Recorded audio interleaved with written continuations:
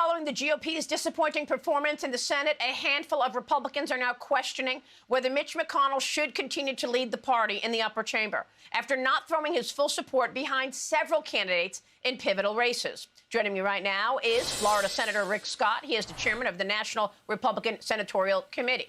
Senator, it's good to see you this morning. Thanks so much for being here.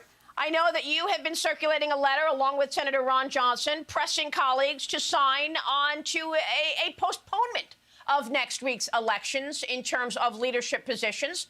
But top senators are saying they're going to push forward even though the ink is not even dry. What are your thoughts on the elections next week? Well, first off, it doesn't make any sense. So I've been in the Senate for 4 years. I'm a business guy. And here's what I've watched. In business, you have a plan. You know your numbers, all right? I've been up here 4 years. What is our plan? It's like Stephen Miller talked about. What is our plan? What are we running on? What do we stand for? What are we hell-bent to get done? There's no plan to do that. The leadership in the Republican Senate says, no, you cannot have a plan. We're just going to run against how bad the Democrats are. And actually then they cave into the Democrats. And then now they want to rush through an election. We haven't even finished what's happened in Georgia. My focus is to make sure Herschel wins, and I hope everybody helps Herschel. You can go to teamherschel.com to help, teamherschel.com. But they want to rush through an election because, they don't want to do any assessment of what we've done wrong. Insanity is doing the exact same thing and thinking you're going to get a different result. We won't.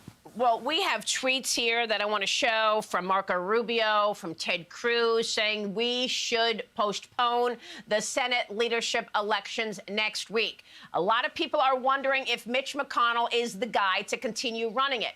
Will you take the job if your colleagues push you to want to become minority leader? Do you want the job? Well, a lot of people have called me to see if I'll run. Here's my focus is we still got to win Georgia. I'm not going to take anything off the table, but my job right now is to do everything I can help Herschel with. I'm going to be there today helping Herschel.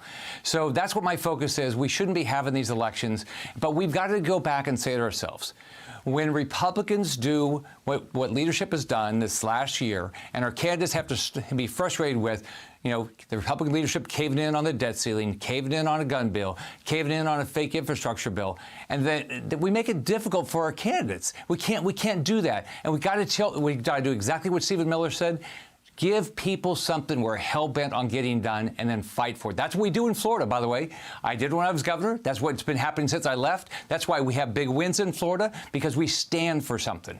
Well, look, you did stand for something. You had an 11-point agenda that you released earlier this year. But what did some of your colleagues do? They turned that agenda against you and started sending out this news that you wanted to eliminate Social Security. Go through your agenda. What is most important to you, Senator Rick Scott? So first off, I think we've got to save Social Security and save Medicare. And I explained, the Democrats have voted to to cut Medicare. But we've got here's what Mitch McConnell said. When I put out my plan, he said, we're not going to have a plan. We're just going to talk about how bad the Democrats are. We can't do that. We got to say, what are our ideas? And let's fight over those ideas. And let's act like a caucus and win on those ideas. People agree with us. They don't like inflation. They don't like an open border. They don't like $31 trillion worth of debt. In the last 16 years, the debt has gone from $9 to $31 trillion. We got to change. It's hurting our families. I grew up poor, Maria. I mean, my family was dealing with inflation when I was growing up. I watched that. It's hurting our families. We got to deal with these issues. Yeah, but how do you deal with it? I mean, you and your colleagues talked a lot about inflation before the election. Voters were very clear that they felt inflation and the economy and crime were the top issues, and you still underperformed. Because we didn't have a plan. I mean, because because leadership said, no, we're not going to have a plan. Look, I balanced the budget as governor of Florida. Was it easy? No. The state had not balanced its budget in 20 years before I got elected. We have to go through and start watching how we spend our money, stop teaming up with the Democrats, caving with them on spending bills. We got to deal with the debt ceiling. We got to say, we're not going to just keep raising the debt ceiling without structural reform. We can do these things, but we've got to start coming together as a caucus, not vote with the Democrats. Well, that's what so many of your colleagues did. We've got a graphic right here to show our viewers who to the Democrats, when it came to the CHIPS Act, when it came to the Infrastructure Act. You were in a position of strength, and then you've got all of these colleagues here voting for the CHIPS Act, caving to the Democrats. Did you all blow it by caving in and going with Democrats? Is that why you're now going to be in the minority? Maria, why? So think about it. You're a candidate like Marco Rubio running, all right? And then the colleagues go and vote for things that he's campaigning against. How's that make his race easy? Or any of our challengers, how's it make their race easy? So we've got to come together as a caucus and vote as a caucus. And that's not what's happening. You have these people voting with Chuck Schumer. Yeah. When will we know if you delay the elections next week? Because you're not going to be able to challenge Mitch McConnell if you have elections next week, right?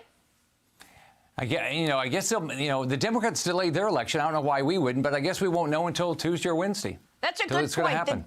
The Democrats are not doing their elections until December. So why are you doing it next week? Senator, we're going to keep following this, and we're going to keep a spotlight on it. Florida Senator Rick Scott joining us this morning. Thank you, sir. Hey, Sean Hannity here. Hey, click here to subscribe to Fox News YouTube page and catch our hottest interviews and most compelling analysis. You will not get it anywhere else.